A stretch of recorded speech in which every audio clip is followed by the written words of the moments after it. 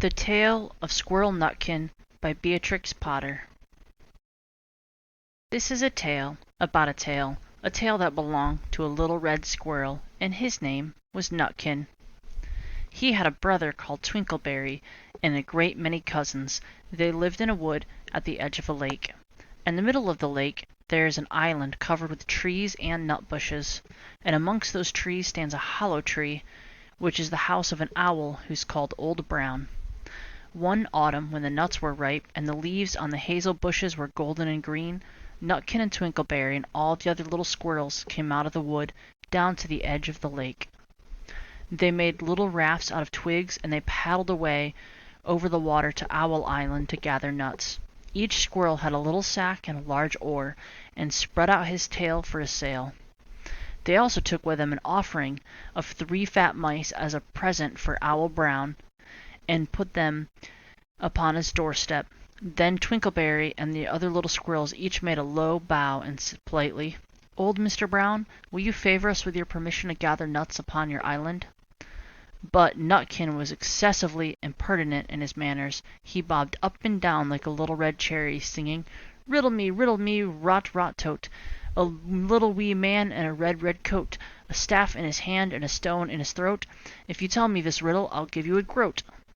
Now, this riddle is as old as the hills. Mr. Brown paid no attention whatever to Nutkin. He shut his eyes obstinately and went to sleep. The squirrels filled their little sacks with nuts and sailed away home in the evening. But the next morning they all came back again to Owl Island, and Twinkleberry and the others brought a fine, fat mole and laid it on the stone in front of Old Brown's doorway and said, "Mr. Brown, will you favor us with your gracious permission to gather some more nuts?" But Nutkin, who had no respect, began to dance up and down, tickling old Mr. Brown with the nettle and singing, "Old Mr. B, riddle me ree, hitty pitty within the wall, hitty pitty without the wall. If you touch hitty pitty will bite you." Mr. Brown woke up suddenly and carried the mole into his house. He shut the door in Nutkin's face. Presently a little thread of blue smoke from the wood fire came up from the top of the tree, and Nutkin peeped through the keyhole and sang, a house full, hole full, you cannot gather a bowl full." The squirrels searched for nuts all over the island and filled their little sacks. But Nutkin gathered oak apples, yellow and scarlet, and sat upon a beech stump playing marbles and watching the door of old Mr. Brown. On the 3rd day, the squirrels got up very early and went fishing. They caught 7 fat minnows as a present for Old Brown.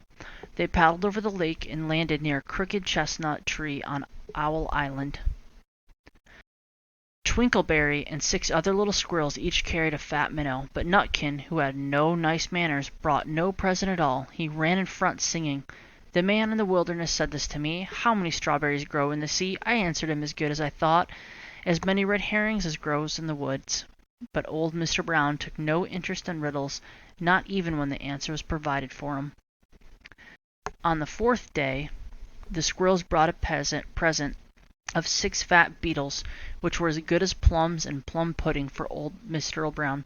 Each beetle was wrapped up carefully in a dock leaf fastened with a pine needle pin, but Nutkin sang as rudely as ever, "Old Mr. B, riddle me ree, flower of England, fruit of Spain, met together in a shower of rain.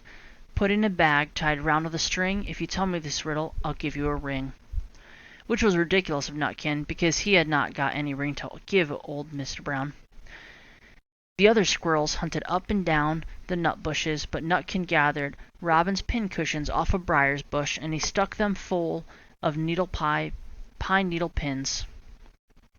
On the 5th day, the squirrels brought a present of wild honey. It was so sweet and sticky that they licked their fingers as they put it down on the stone. They had stolen it out of a bumblebee's nest on the tippity top of the hill. But Nutkin skipped up and down, singing, "Hum-a-bun, buzz-buzz, hum-a-bum, buzz. As I went over Tipple-tine, I met a flock of bonny swine, some yellow-nacked, some yellow-backed. They were the very bonniest swine that ever went to Tipple-tine." Old Mr. Brown turned up his eyes in disgust at the impertinence of Nutkin, but he ate up the honey. The squirrels filled their little sacks with nuts, but Nutkin sat upon a big flat rock and played ninepins with a crab apple and green fir cones. On the 6th day, which was Saturday, the squirrels came again for the last time. They brought a new laid egg in a little rush basket and set it as a last parting present for Old Brown. But Nutkin ran in front, laughing and shouting, "Humpty Dumpty lies in the beck, with a white counterpane around his neck. 40 doctors and 40 wrights could not put Humpty Dumpty to rights."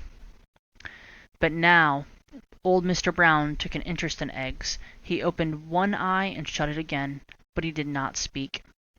Nutkin became more and more impertinent. "Old Mr. B, old Mr. B, hickamore, hackamore on the king's kitchen door. All the king's horses and all the king's men couldn't drive hickamore, hackamore off the king's kitchen door." Nutkin danced up and down like a sunbeam, but still old Mr. Brown said nothing at all.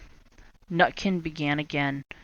"Arthur O'Bower has broken his band. He comes roaring up the land. The king of Scots with all his power cannot turn Arthur of O'Bower."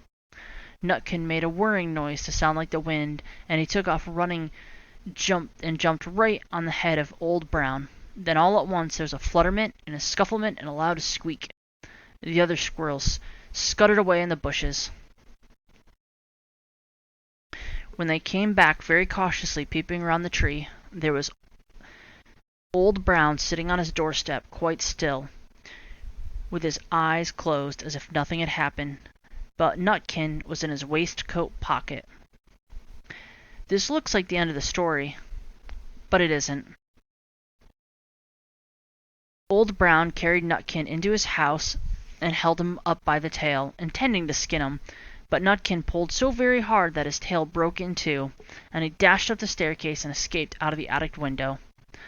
And to this day, if you meet Nutkin on a tree and ask him a riddle, he will throw sticks at you and stamp his feet and scold and shout. The end.